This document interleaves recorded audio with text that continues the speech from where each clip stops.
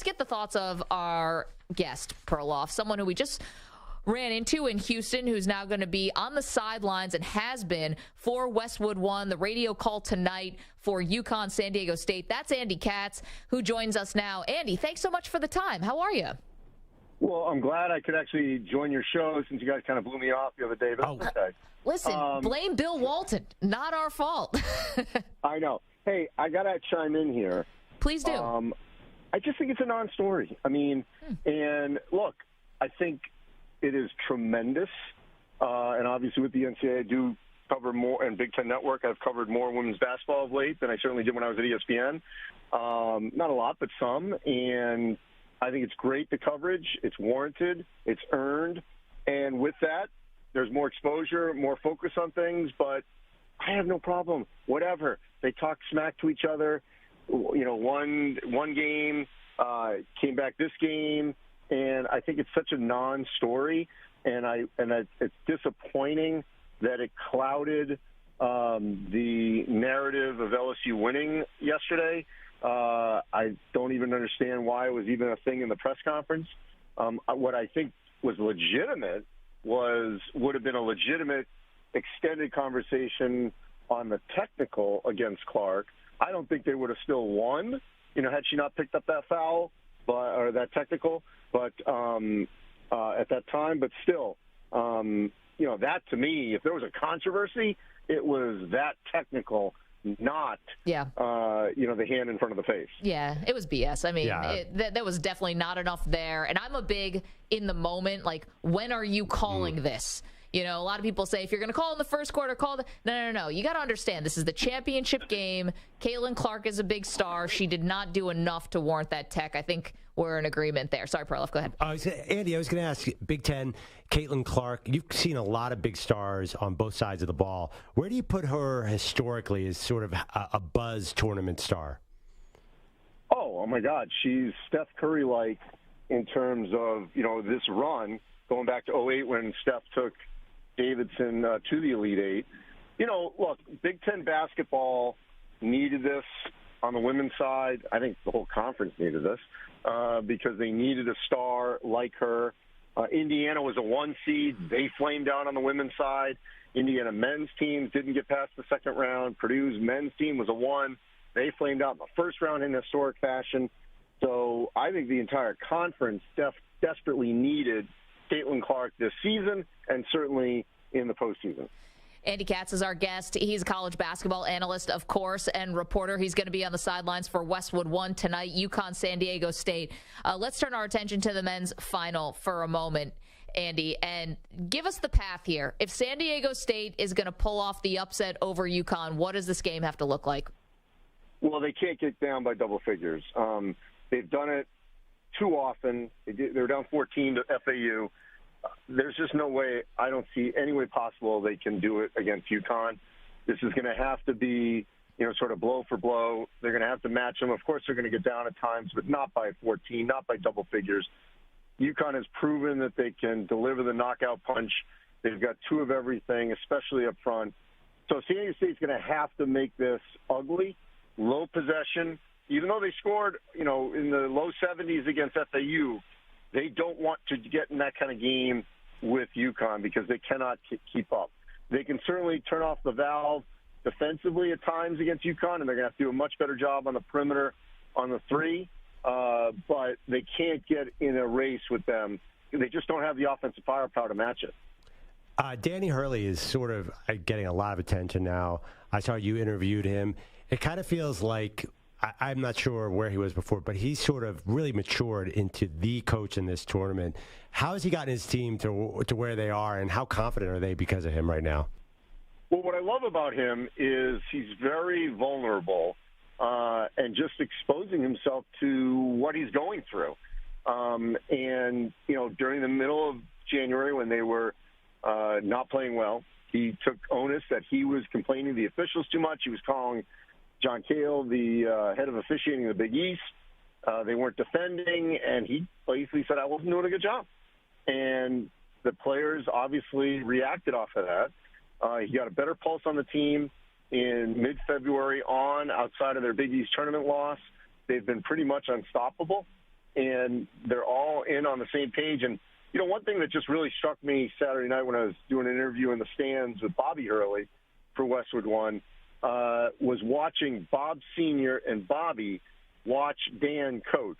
And I asked Dan about that Sunday and get a great response about sort of the flipping of the script, because for years he's watching his older brother play at Duke, winning championships. He's watching his father as a little kid, be a Hall of Fame high school coach. And this was a moment where they were watching him, and the script had reversed. And I think he takes a lot of pride in that, and knowing that they know everything he went through. I mean, when they're screaming when he's playing at Seton Hall, that you're not Bobby. I mean, think about all that stress that he was under as a younger kid and a college athlete, being compared to his brother who's at Duke winning championships, which was unfair. And he's come a long way in his life, and he's about to be on the top of his profession. It's really a great story. Andy Katz is our guest. He's going to be on the call, Westwood One. Of course, he's a college basketball analyst. So for UConn, though, Andy, basketball-wise, they haven't been tested in this tournament. If things get tight for them, how do you expect them to respond? Yeah, it's interesting. Hurley said that. He said it's just weird how we haven't faced adversity in the second half. I thought they would, obviously, against Gonzaga, and Timmy picked up his fourth foul early, like 17 minutes left, and then eventually fouls out. It just really, it was kind of remarkable that the Zags didn't test. And I wasn't shocked that St. Mary's and Arkansas didn't. But their path is their path, and every team gets you in a different way. I mean, FAU could have lost to Memphis. They didn't have to play Purdue. They played FDU. This is what happens in this tournament. But they just have a great ability to sort of kick into that second gear when they get just a little bit pushed. And we saw Saturday night, Miami started taking rush shots.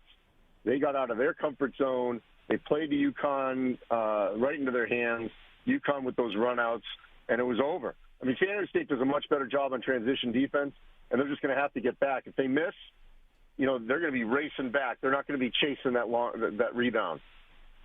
Andy, I also saw you talk to Jim Nantz before this about a week ago, I believe.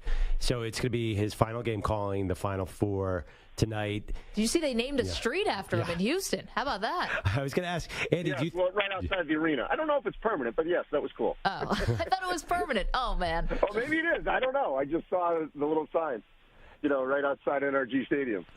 Andy, you know Jim a little bit, I'm presuming. Do you think he'll get emotional in those final moments? Yes. I absolutely loved my sit-down with him. We actually taped that in San Antonio at the convention when he got the NCAA Gerald R. Ford Award, which is sort of their most prestigious award they give out at the convention.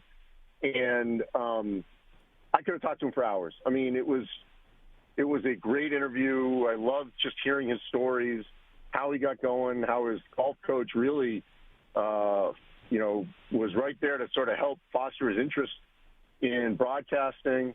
And, obviously he was hoping that he could call Houston on its way to playing in the Final Four in Houston, because this is where he got to start playing golf at the University of Houston. But, yeah, I think for sure, if he doesn't cry on the air, he'll cry when he's standing with his daughter watching One Shining Moment, because that's been his thing. And there's a great I'm going to cry. I think Perloff's about to lose it. The game doesn't tip off for a couple hours. Did an interview with him that's going to air prior to tip. You can hear that on Westwood One. My money's on tears with him standing with his daughter watching One Shining Moment. That's when the tears will definitely come. Is there a prop bet on Jim Nantz tears? We got to look that up on FanDuel. Andy, last one for me. So you used to do this really cool thing, go into the White House and getting the president, whoever the sitting president is, to fill out. Whoever. It was only Obama. Oh, sorry. Was it only Obama? I thought you did it for 8 years with Obama. So how much did you have to feed him anything, or did he really know what was going on, or did you help him out? No, he really knew it, and that's why it worked. That's why I thought when I walked out of there in 2016 that we were done regardless if Hillary won or if Trump won. I was pretty convinced that this was it because he cared about it. He had an interest. We got really fortunate that we always knew it was conditional on what was happening in the country and the world. And every Tuesday after Selection Sunday, we were able to get it done for 8 straight years, taping it in the Matt room at the White House. And, yeah, I mean, it's definitely a career highlight. Loved it. But it worked because he had an interest. I saw Dr. Jill Biden at the women's game last night. Will there be any presidents in Houston, do you believe, tonight? Will you talk to see Obama there? Biden? I doubt it.